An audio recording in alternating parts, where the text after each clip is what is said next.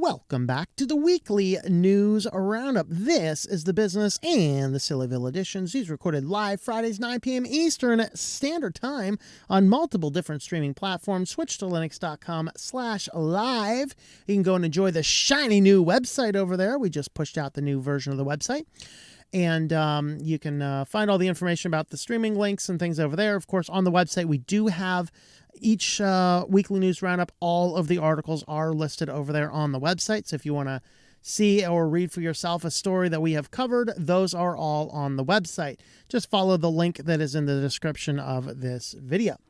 All right, moving on. We are actually just kind of starting with some cool, fun news. Not a lot of business news this week. CES happened, and then, but the bulk of what happened at CES actually had to go to SillyVille. So you got to go to SillyVille for that. That's how bad the tech is getting, guys. 2023 is going to be an interesting year.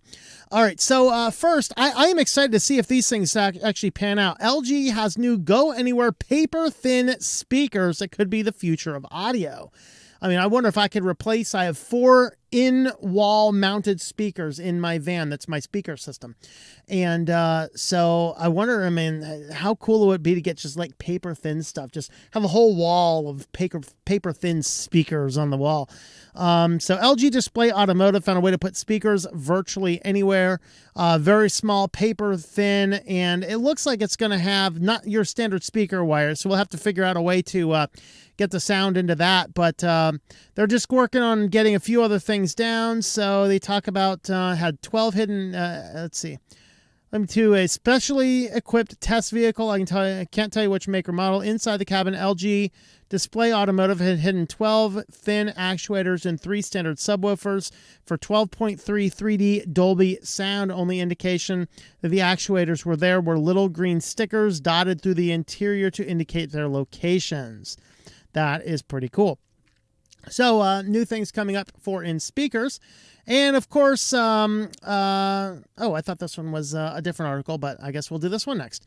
The death of the narrator. Apple unveils a suite of AI voiced audiobooks. All right, this is another one of those things that's going to hit the publishing industry because one of the factors when you're doing audiobooks is audiobooks to sell on the general markets, audiobooks cannot be AI generated.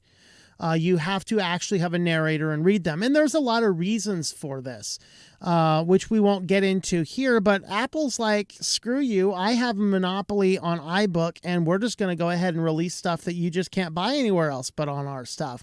And they're doing it all AI voiced audiobooks. Basically, as they are doing this, it's going to cause a lot more people to go out of work in the publishing industry and the narrating industry. Of course, voice actors oftentimes do these, so you're going to kick them out of a job all to give it all to AI, which doesn't have, they don't understand the emotion, the inflection, things like that. And that's why you don't want AI-generated stuff. You want to be able to feel the audiobook as you are listening to it. Of course, since I narrate my own audiobooks, I will tell you that is the most painful and annoying part. Of the audiobook production, the book production process. I hate it, but I do it because a lot of people like it. And when the author reads it, you can understand the inflection points better. You can understand the emotion of the story so much better. And Apple's just saying, screw you, we don't really care. We're jumping ahead in this. Popularity of the audiobook market has exploded in recent years. The technology company scrambling getting foothold. Sales jumped 25%, being 1.5 billion. Industry insiders believe the global market could be worth 35 billion by 2023. The problem is they're also just renting out options. So if I see 35 cents on an audiobook rental, it's shocking. Ebook rentals rolled out in one of my distribution arms. I make 18 cents if you rent out the ebook to read. If you actually buy it for your devices and have a DRM-free copy you can have for life, I actually make a buck or two. So, Apple's doing the same thing, and they're trying to, of course, scrape back as much money. I believe I had some Apple audiobooks go through. I think Apple paid me 39 cents. And then they're doing this to further undermine the industry, because Apple is just a giant corporate behemoth that has a few issues. All right, this is the article I thought was second. So Android phone might text via satellite thanks to Qualcomm. This is a response to Apple again doing an emergency SOS-based system on satellites. Well, Android's like, hey, we can do that, only better. And so they're looking at latest Snapdragon satellite coming to Android phones later this year, basically enabling you to do text messaging through satellite communications. You've been misled. New frontier mobile connectivity, 5G or even 6G isn't it's satellite. We just saw an Apple's unveiling SOS capability in the iPhone 14 handsets. This year, Qualcomm's laying groundwork at CES 23 for a legion of satellite-based two-way messaging capabilities on Android phones in 2023 and beyond. This is a neat option for someone like myself who travels around a lot and could find myself somewhere without cell connection. Of course, I keep shortwave radios on board for that basis, but it'd be nice. Like, hey, I'm stranded in the middle of nowhere with a broken leg in the middle of the desert. Come find me. That'd be fun. And not for the person receiving the text, but but it is actually kind of cool that the technology is doing this. Of course, the downside is, can we please get away from the technology just a little bit? The glorious thing, like just camping up the road for me about half a mile or so, there's this really nice couple up there, older couple, probably retired, and they don't have a television, they don't have internet, they don't even have phones. They're just chilling out, enjoying the day up here in the desert with nothing, and enjoying it, really enjoying it. But we kind of need to get away from that, but at least having some type of emergency contact is a decent thing. So there's pluses and minuses on each of those, but it's kind of cool to see the types of stuff coming on. I think it's better to have it and not need it than need it and not have it, And finally, New York decides to completely slaughter the right to repair bill. Of course, this right to repair bill, this is the most bipartisan legislation we have had in a couple decades. All right, look at this. That passed the New York State Assembly 147-2 and the Senate 59-4. Sat on retard in charge's desks for months, despite having this overwhelming support. Why? Low priority. I don't care if you fix your stuff. Just long enough for Microsoft and Apple to personally walk into her office and be like, let's change this and this and this and this and this and this and this. And then she signs the bill. So New York now has an official right to repair bill, but Microsoft and Apple made the stupid governor there put in anything without question that the company says, oh, no, that's too dangerous. They don't have to abide by the bill. So it does absolutely 100% nothing. Nothing. This does nothing. You may as well just completely throw the thing away. All right. Of course, they're trying to say, oh, this could be dangerous to repair this. So what? So what? Okay. It's also called a learning opportunity. Maybe we should go back to this culture because you guys who are younger, you may not understand this as much. When I was a kid, you didn't just go out and buy a new whatever it was because they were expensive. In fact, I remember we bought our VCR. They were hundreds of dollars. Okay. If it breaks down, you got to send it to the repair shop and they repair it. We repaired TVs. We repaired VCRs. We repaired tape decks. We repaired things that broke. We repaired washers and dryers and refrigerators and ovens, all sorts of stuff. We repaired it rather than our current disposable culture where we just buy something and throw it away. But what these guys are trying to do is, you can't possibly repair things. The problem is, though, money is becoming super tight, and you don't have $400 to replace an entire top assembly display on a Mac when the only thing wrong with it is a $60 screen. Okay, look at the Dell laptop I bought. Which one of the reasons I like Dell is because they make the parts widely available. I buy the laptop for $100 of a pawn shop. The charging port is bad. Well, Dell has not only the parts available, but the videos available for how to do it as well. You don't really need the video for that. It's a $7 part. It took me 10 minutes to swap out the port. Whereas we could have just thrown the whole computer into the e-waste pile and let it pile up yet another LCD and lithium battery and whatever else in the landfill. Or hey, for $7, I can swap out the charging port. And that's what I did because I can spot a deal. Ryzen 5, was it a Ryzen 5 1655U? $100? I'll take it. Yeah. All right. So, of course, this bill passes complete bipartisan support and sits on the desk for months until Apple and Microsoft come in and suggest all of the required changes to make it actually work.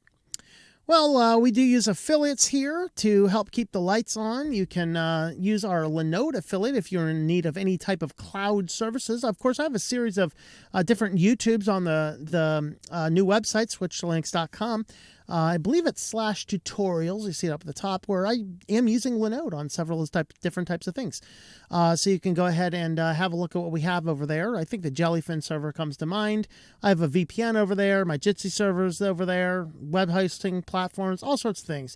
TLM.li/Linode is going to get you $100 credit, good for 60 days. You can spin up as many Linodes as you want in that time.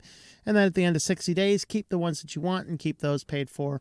And it is a really good deal. TLM.li/Linode.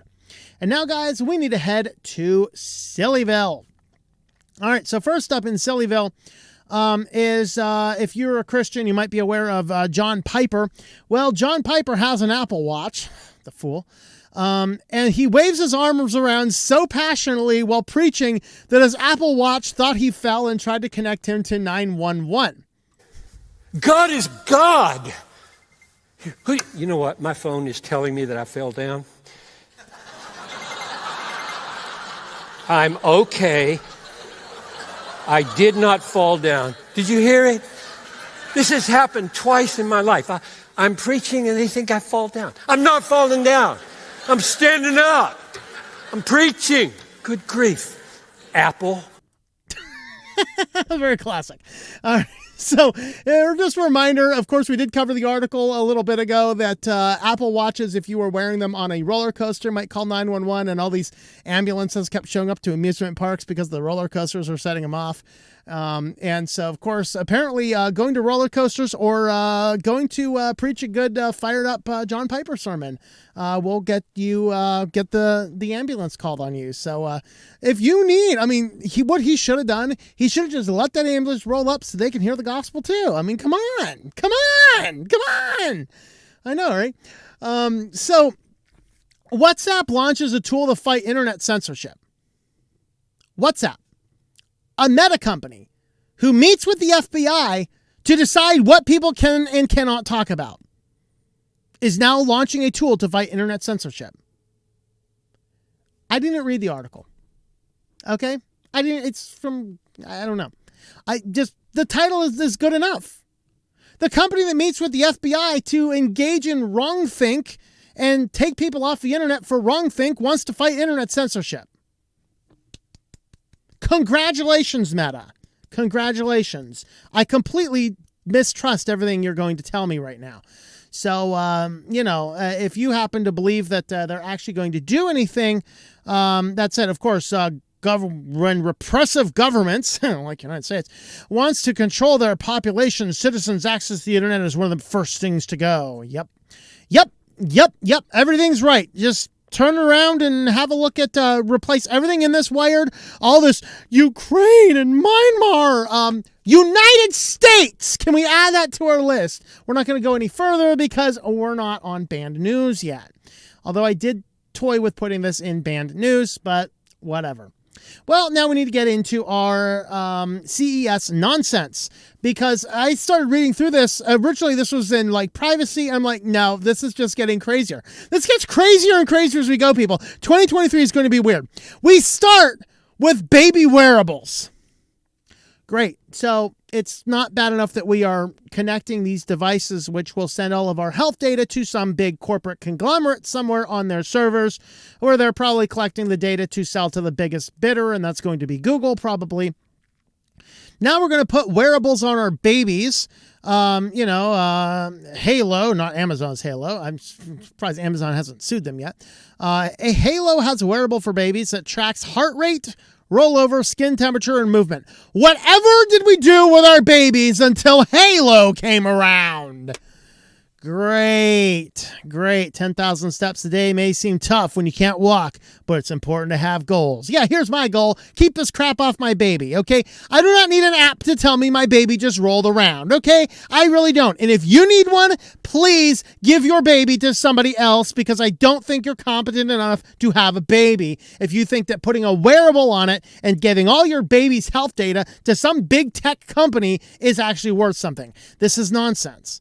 All right. Of course, the next one, since we're all eventually going to live in the metaverse, I'm not going to live in the metaverse. Are you going to live in the metaverse? Like this video. No. Like this video if you're not going to live in the metaverse. I would like to have a few likes around here. Since we're eventually all going to live in the metaverse, let's scan our rooms so the transition won't be too shocking. Meet Kaya turns smartphones into a detailed 3D environment. It's great. So now let's go ahead and upload our entire living space using this app so that we can convert our whole houses in the metaverse so that we won't be too shocked when we transition to all be digital people in the Matrix. So maybe the Matrix is really a thing.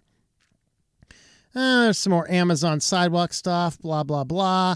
Alexa can now tell you where the nearest public charging spot is for your electric vehicle. Okay, that's good. Thank you, Alexa. Plex is finally, 2 years after announcing, launching its rentals marketplace. So if you want to further engage in not actually owning your media, but renting it from places, now Plex is selling it. This is good. We have security cameras that are powered by Wi-Fi internet.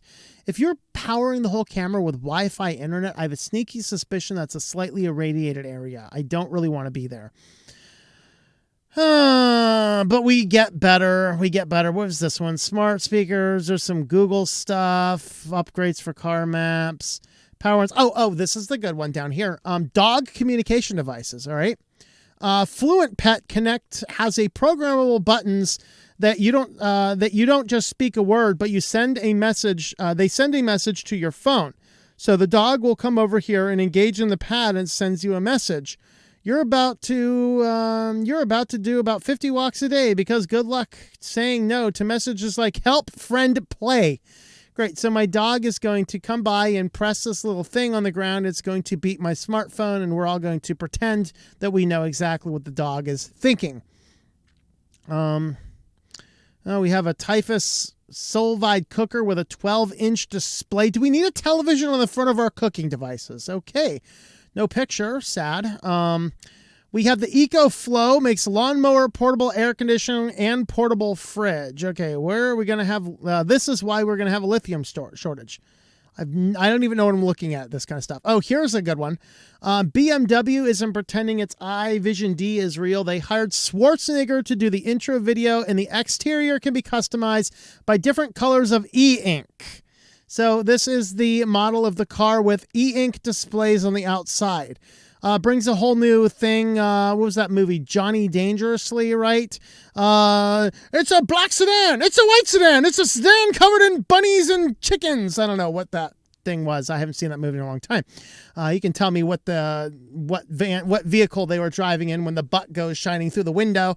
In the comments there, somebody who has seen Johnny Dangerously more recently than 4 decades ago, like myself.